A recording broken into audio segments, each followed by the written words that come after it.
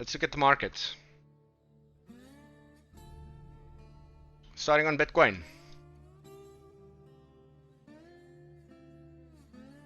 All-time high had a resistance line sloping down that kept the price down. We broke through that resistance line, went up to the resistance, horizontal resistance over there, moved sideways and eventually rejected.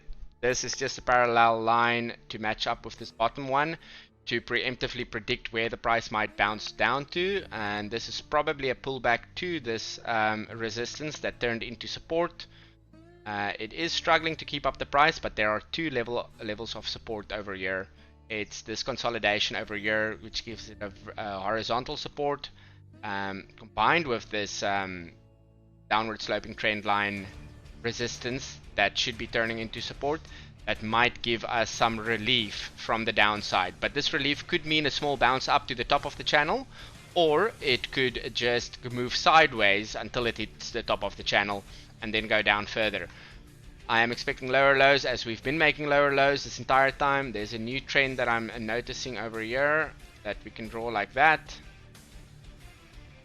I believe that we will eventually end up breaking lower. The thing that would make me change my mind is if we can close above 69k and create a higher high. That should then be followed by a higher low. That would make me change my mind. Until then, I'm expecting lower prices. I'm actually expecting a total of a 20% pullback. And that is the pullbacks that we've been having this entire bull run, is 20% pullbacks. We didn't see anything more than a 20% pullback so far.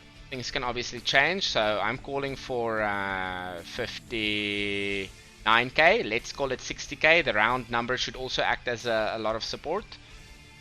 And if that doesn't hold, the next stop would be about 30% pullback, and then I'm considering, even if I wouldn't be surprised at a 50% pullback. But we'll take it one step at a time. For now, I'm calling for the 20% pullback. In ETH just follows Bitcoin. Literally, it doesn't even matter to look at the other coins. They're all doing what Bitcoin is doing. Also, downward sloping trend, it broke there. But the difference here is it didn't come back. This resistance got broken, but we are now again below the downward sloping resistance. So Ethereum is looking a lot weaker than Bitcoin. But I mean, it's natural. When Bitcoin goes down, the altcoins goes down more.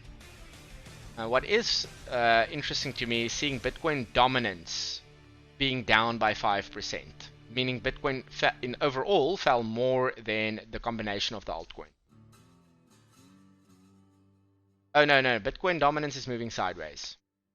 Overall, well, 15-minute charts, it is breaking down. But overall, we are moving sideways. It is the change is 0.6% for the day, whereas Bitcoin moved by 5%, meaning the rest of the markets moved by 4.8%. Bitcoin dominance falling. It looks like it wants to go down even lower. I'm quickly looking at Pixels. Pixels, same story. Had a downward sloping resistance, broke through it. It turned into support, still holding up the price. The bounce on the bottom of this support line also coincides with the tops over here, showing like a high support. I did say this morning, the bottom over here touching this line, we've got a higher likelihood to move to the top of this this downward sloping trend. And then, like, if we don't break this line or we don't break those highs, I'm expecting the trend to continue to the downside.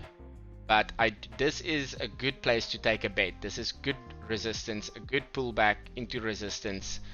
If we are in a bull run and Bitcoin can find its bottom quickly, this would be a good buy. But if Bitcoin keeps on going down and grinding down, the rest of the coins would as well. That would have been a very good buy at the bottom of that trend. We're now waiting for the top of the trend. Technically, the top of the trend should reject the price, bringing it back down to the bottom. SLP. SLP touched the breakout point again, forming a double bottom. last night I bought, oh, was it this morning? This morning I bought some SLP here at the bottom. I did say I don't think we're going to see 0.5 cents again. We did see 0.5 cents again. Breaking down of a descending wedge. Descending wedge has a higher chance, likelihood of breaking up. But usually a lot of the times there's fake out. So this looks like it might have been a fake out because we are back in the descending triangle. Still with a higher likelihood of breaking up. I believe likely to go higher. I don't think we're going to see SLP going lower below this point. Ron. Ooh. Ron went down low. Below its previous all-time high.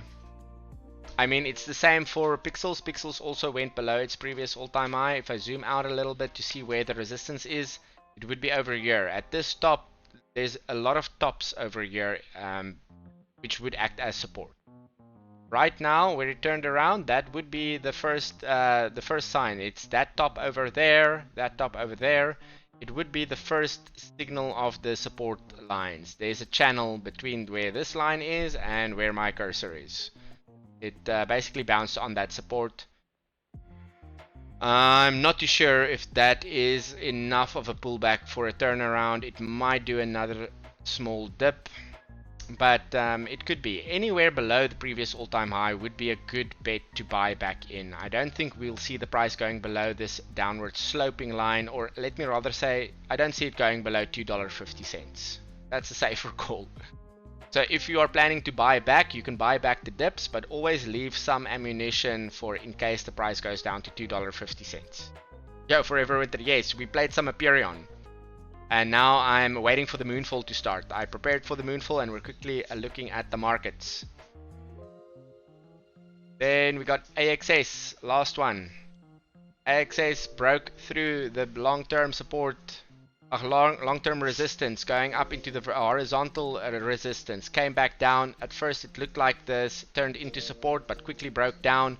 Not necessarily forming a lower low on the big time frame, but it is forming lower lows on the smaller time frame, also making this descending wedge. It might be a descending wedge. If I wanted to say descending wedge, it means we already broke down below it.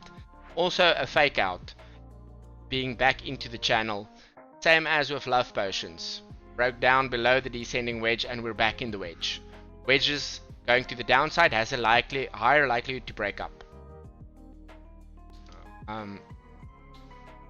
But I'm not sure if I would call this a wedge. There's only two touching points.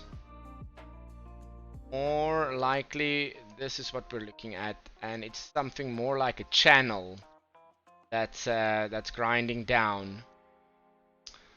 But we are below the resistance again. This might be a fake down. Waiting for more. And it could bounce here. The next levels of support would be the top over here at $8.55, all the way down to, I would say, $7.60. It could even wick to the lows at $6.76.